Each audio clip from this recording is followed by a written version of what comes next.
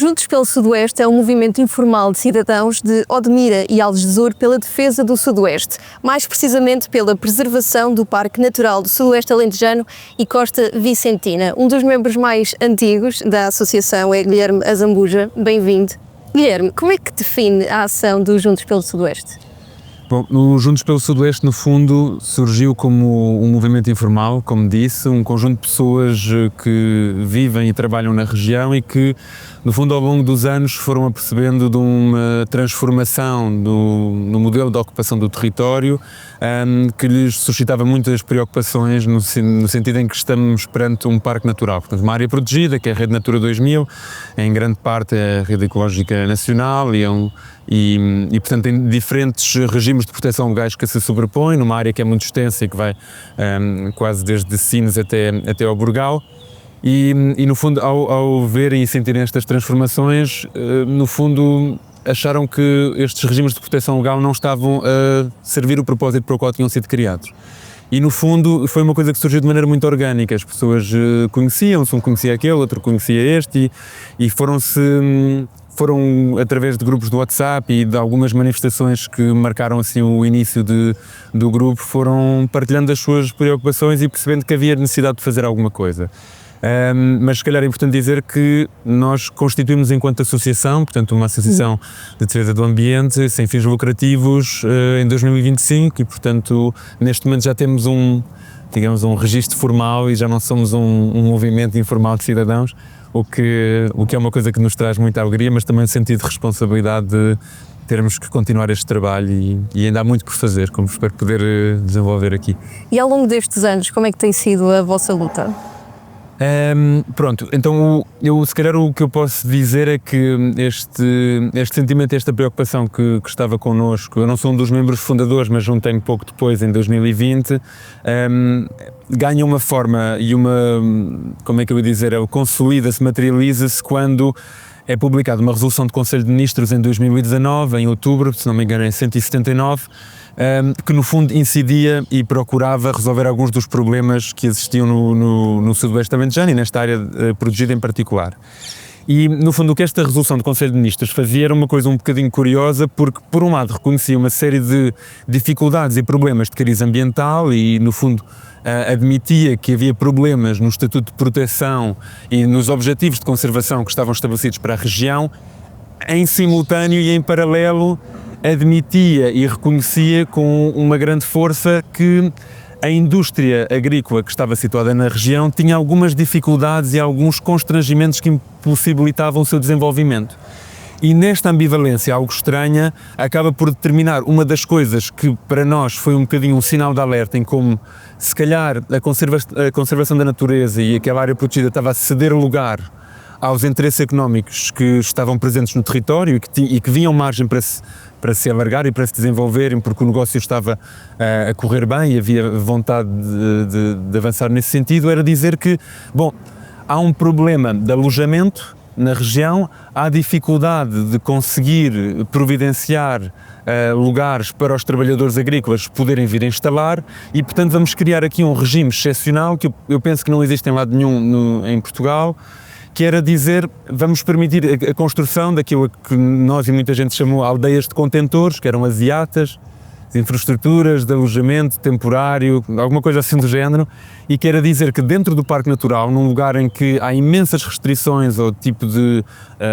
urbanização que pode ser feita, e mesmo se falar com agricultores, às vezes ter um pequeno barracão de apoio à atividade agrícola é uma coisa que suscita muita dificuldade no licenciamento, mas iam permitir no fundo constituírem estes microaldeamentos de contentores transformados em pequenas aldeias que permitiam alojar os trabalhadores dentro das explorações agrícolas e dessa maneira no fundo permitindo às explorações ter um acesso muito mais rápido e limitando custos logísticos e esse tipo de problemas que eles tinham em arranjar mão de obra. E para nós isto foi um sinal de alerta, foi dizer ok,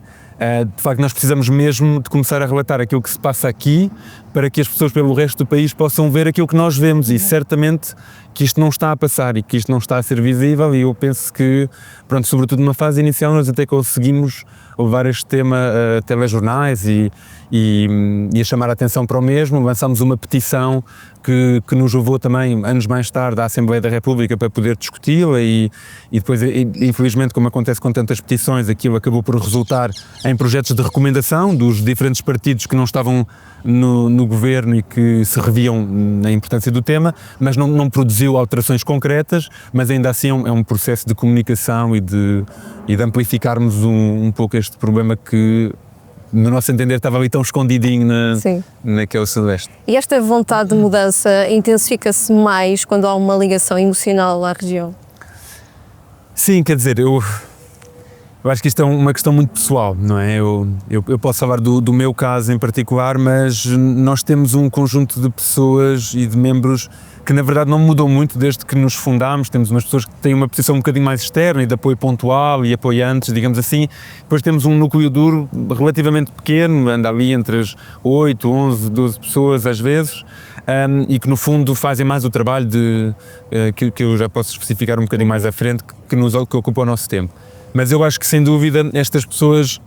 vivem na região, muitas delas cresceram na região, têm lá os seus negócios, têm lá as suas casas. Alguns de nós, como era o meu caso, passávamos lá férias, alguns desde a infância, e portanto, quer dizer, nós temos noção, e eu penso que qualquer pessoa que nos esteja a ouvir e que conheceu o Sudoeste Alentejano há 20 anos atrás ou há 10 anos atrás que fosse, e o conhece hoje, é evidente, quer dizer, é difícil não ser confrontado para quem percorre aquela costa e passa lá algum tempo as transformações a que o território foi sujeito. E portanto eu acho que isso suscita em cada um de nós um certo sentimento de angústia em algumas casas, de uma certa impotência, até de uma certa traição, no sentido em que, para quem acompanhou este processo de classificação e de constituição do Parque Natural e depois de Rede Natura, e, entretanto era um sítio de importância comunitária, hoje em dia é uma zona especial de conservação e uma zona de proteção especial também a nível da União Europeia, quer dizer, há uma certa expectativa de que realmente há quem veja ali valor e quer dizer, quem faz o trabalho do levantamento científico dos habitats e das espécies reconhece ali uma série de endemismos e de valores ambientais que merecem ser protegidos, e vermos estas transformações vive mal connosco, não é? Ele não assenta bem com esta preocupação e com estes valores que carregamos, e portanto é no fundo sentirmos impelidos e coagidos a agir, a fazer qualquer coisa, por mais impotentes que às vezes nos possamos sentir. E o que é que na prática fazem mesmo no dia-a-dia? Pronto, aqui é uma questão complicada, porque o nosso historial de movimento informal na verdade ainda nos acompanha, não foi o facto de nos termos constituído como associação que, digamos, profissionalizou ou mudou de forma muito profunda a nossa organização. E no fundo, sendo um comitê bastante pequeno, um grupo de pessoas bastante pequeno, as coisas funcionam muito à base de conversas informais e de partilha de notícias e de coisas que vão acontecendo, e essas mesmas partilhas e esses acontecimentos que vemos à nossa volta, muitas vezes também sendo chamados para eventos como aqueles em que a Brava também vai participando, de outros agentes do território, isso no fundo vai nos suscitando ideias de atuação, e nós vamos procurando ter uma resposta pontual e dedicada àquilo que vai acontecendo. E, portanto, vivemos um bocadinho ao sabor do vento, por um lado, mas eu acho que há alguns pontos que eu posso ajudar a sistematizar para quem nos está a ouvir. A nossa preocupação principal desde que nos constituímos era que nós sentimos que as pessoas não sabiam o que estava a passar, e, portanto, o nosso foco, e que é um foco que ainda temos, é um foco de comunicação, é dizer: nós vamos aproveitar esta coisa das redes sociais para tentarmos criar páginas que atraiam pessoas que têm interesse neste tema e que depois possam também servir como amplificadores da nossa mensagem, e vamos divulgar aquilo que se passa. Vamos chamar a atenção para os despachos do Ministério da Agricultura, a permitir que sejam dadas mais dotações de água, vamos chamar a atenção para esta resolução do Conselho de Ministros e a autorização de construção das IATAs, vamos chamar a atenção para as iniciativas da Câmara Municipal de fazer os pactos pela água no território. No fundo, vamos dar destaque àquilo que os agentes políticos estão a fazer e a atenção que é dada e a forma como o Sudoeste é tratado no território. Aproveitamos sempre também para divulgar trabalho científico e de pesquisa, relatórios que são produzidos sobre a área. Isto podem ser coisas mais específicas sobre o perímetro de rega, sobre os estudos que são feitos sempre que é preciso fazer um plano de gestão para a área protegida ou para a zona especial de conservação. No fundo, tentamos abrir o Sudoeste e mostrar tudo aquilo que está a ser produzido ali sobre o tema e que vai ao encontro do que nós fazemos. Depois, ainda no tema da comunicação, muitas vezes participamos em eventos, não é? Somos convidados para falar, para sermos oradores, para irmos divulgar um bocadinho daquilo que nós fazemos. Temos campanhas também, às vezes, de distribuição de pequenos panfletos e já organizámos a exposição de outdoors na região sobre aquilo que se está a passar, com tentar passar algumas mensagens fortes. Depois também temos uma dimensão muito institucional. Nós temos dificuldade em fazer aqueles projetos clássicos cofinanciados a 4 anos, com uma estrutura muito definida e entregáveis e necessidades de recursos humanos, que é no fundo aquilo que nós temos mais dificuldade em comprometermos, mas aquilo que tentamos fazer é reunir com agentes políticos, com as associações de regantes, com associações de produtores, mas sobretudo com ministros, secretários de Estado, presidentes de Câmara e, no fundo, fazemos chegar aquilo que são as nossas preocupações e, naturalmente, temos que avançar algumas soluções que nós também sentimos que são importantes. E só para terminar... Quais são as respostas que têm? Eu acho que a questão é um bocadinho difícil de generalizar, ou seja, eu acho que por um lado os atores políticos estão sensíveis àquilo que se passa na região, mas por outro lado eu penso que é muito difícil por vezes eles terem alguma coragem política para tomarem ações que não são aquelas que tipicamente estão dentro das suas caixas de ferramentas, digamos assim. Então, para vos dar um exemplo, se nós fôssemos dividir as coisas em 2 grandes áreas onde nós atuamos, depois há outras dimensões conexas, naturalmente, mas a dimensão da água, portanto, nós estamos perante o grande dilema com que nos deparamos é que é uma área protegida e numa área substancial dessa área protegida, eu julgo que estamos a falar de uma dezena de milhares de hectares, que nem sempre é tanto porque depende das inscrições nas campanhas de rega, portanto nem todas as parcelas que estão abrangidas por isto que é o aproveitamento hidroagrícola do Mira, que no fundo é um perímetro de rega que transporta a água numas condutas e a distribui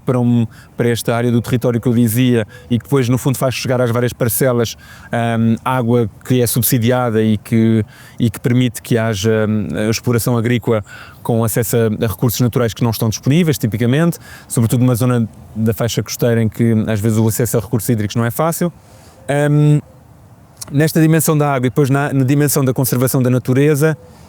em qualquer uma delas há problemas que eu penso que são conhecidos e que têm diferentes expressões territoriais, mas há também uma matriz comum. A conservação da natureza está profunda e cronicamente subfinanciada neste país, eu penso que em grande medida por toda a Europa também. Quer dizer, é colocado muito pouco dinheiro ao dispor das ações de conservação da natureza que precisam de ser feitas e em parte há muito pouca fiscalização, portanto a conservação da natureza tipicamente é uma área em que há potenciais conflitos de atividades económicas com os valores naturais a serem preservados e normalmente estamos a falar de atividades de produção energética, atividades agrícolas sobretudo e primordialmente, mas também o setor do turismo em alguns casos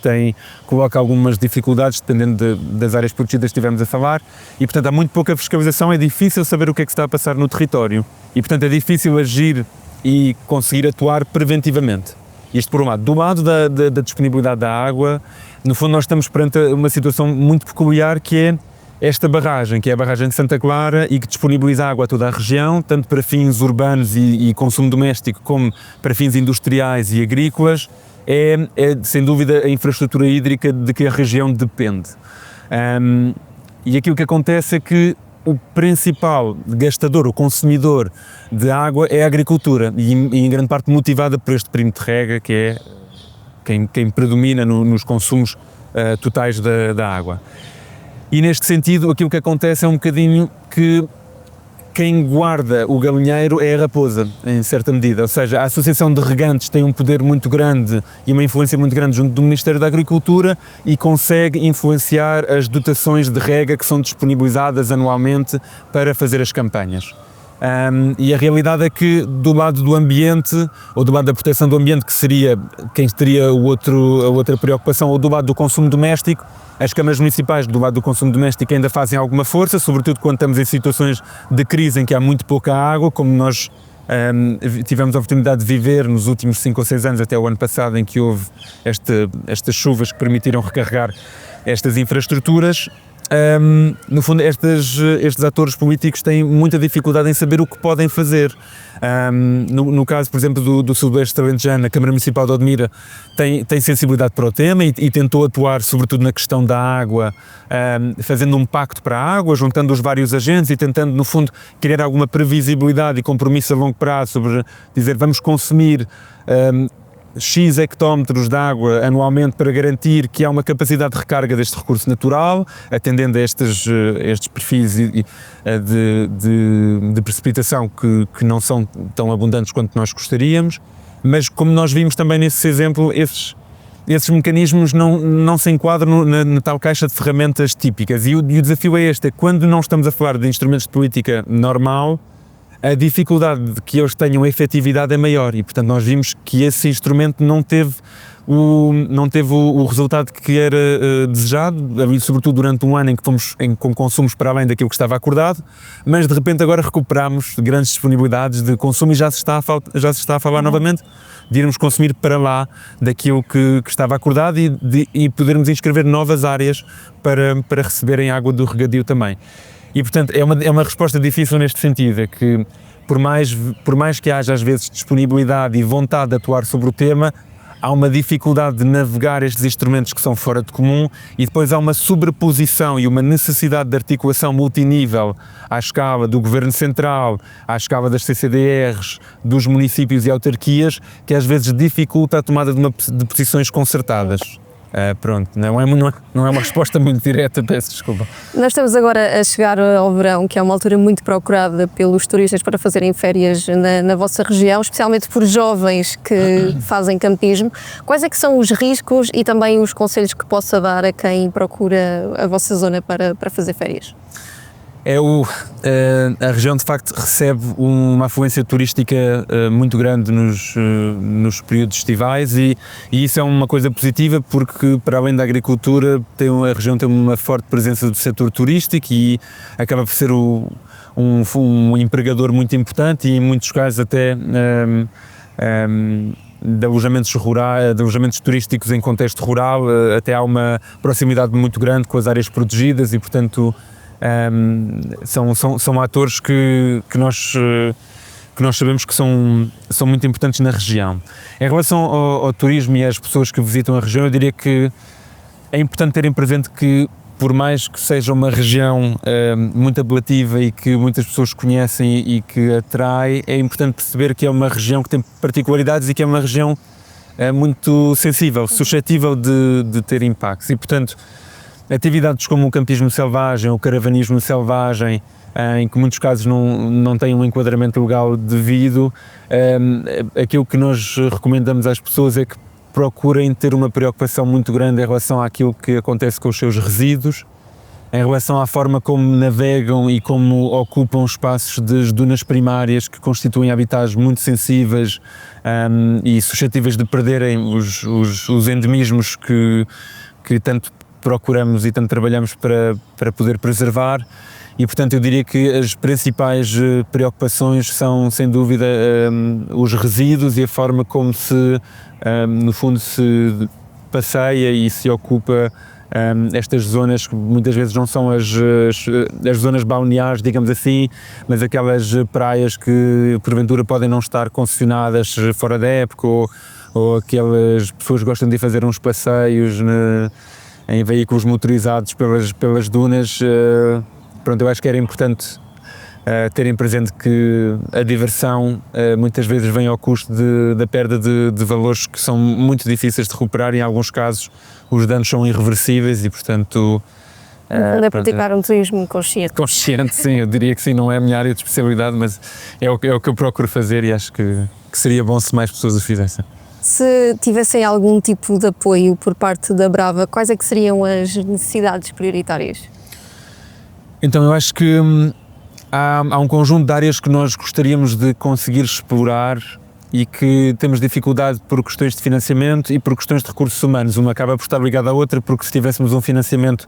mais avultado e mais estável, a médio prazo, isso permitir-nos-ia termos alguns contratos com pessoas que se dedicassem de forma mais regular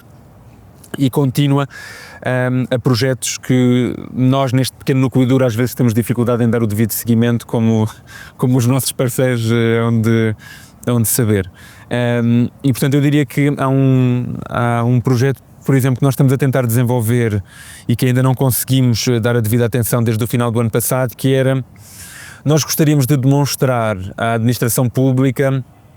o quão fácil seria, através das ferramentas e dos dados que estão disponíveis, muitos deles de forma gratuita, implementar uma ferramenta de monitorização em tempo real que identificasse incumprimentos e violações da legislação ambiental vigente e que, com base nessa identificação, gerar uma espécie de um pequeno dossiê com algumas fotografias e imagens de satélite que pudessem indicar o lugar e a operação que está em causa e gerar um sistema de alerta automático que depois pudesse resultar numa denúncia que ia automaticamente para os organismos competentes para que pudesse ser tratada. Porque infelizmente às vezes decorre muito tempo entre a infração e a denúncia e depois a tomada de posição da administração, e isso faz com que por vezes já vamos tarde demais. A eliminação de um charco temporário, para as pessoas terem noção, a ELPN fez um projeto LIFE muito interessante de mapeamento e de educação ambiental e de proteção de alguns charcos temporários. Poucos anos depois do projeto ter sido concluído, uma grande parte dos charcos temporários já tinham desaparecido. E os charcos temporários são muito difíceis de recuperar, são operações muito custosas e pronto. Isto para dar um exemplo, este seria um projeto que nós gostaríamos de poder fazer. Outros projetos que nós também já fomos desafiados por outras ONGs a participarmos era, no fundo, nós conseguirmos envolver alguns agricultores numa lógica de uma tentativa de transição, de adotarmos práticas e métodos de exploração e de agricultura mais regenerativos e mais compatíveis com as necessidades do território. Isso eu acho que era uma coisa que seria muito interessante, e o financiamento, mais do que para nós, até provavelmente teria que ir para apoiar agricultores, mas nós neste momento não temos capacidade de avançar nesse sentido. Por fim, outra área que eu acho que também é importante é a área do apoio judiciário, portanto o apoio jurídico. Há aqui situações em que nós sentimos que não há muito a fazer se não avançar para uma via jurídica e nós gostaríamos de contemplar algumas possibilidades que nós achamos que têm margem para avançar, mas pronto, os serviços jurídicos custam dinheiro naturalmente e obtê-los pro bono nem sempre é fácil e portanto se conseguíssemos ir a qualquer uma destas áreas, eu penso que todos nós ficaríamos muito satisfeitos e eu penso que o território beneficiaria. Para quem quiser conhecer um bocadinho melhor o vosso trabalho, qual é que é a forma mais fácil de o fazer? Eu diria que a forma mais fácil de o fazer é visitando a nossa página de Facebook ou a nossa página de Instagram.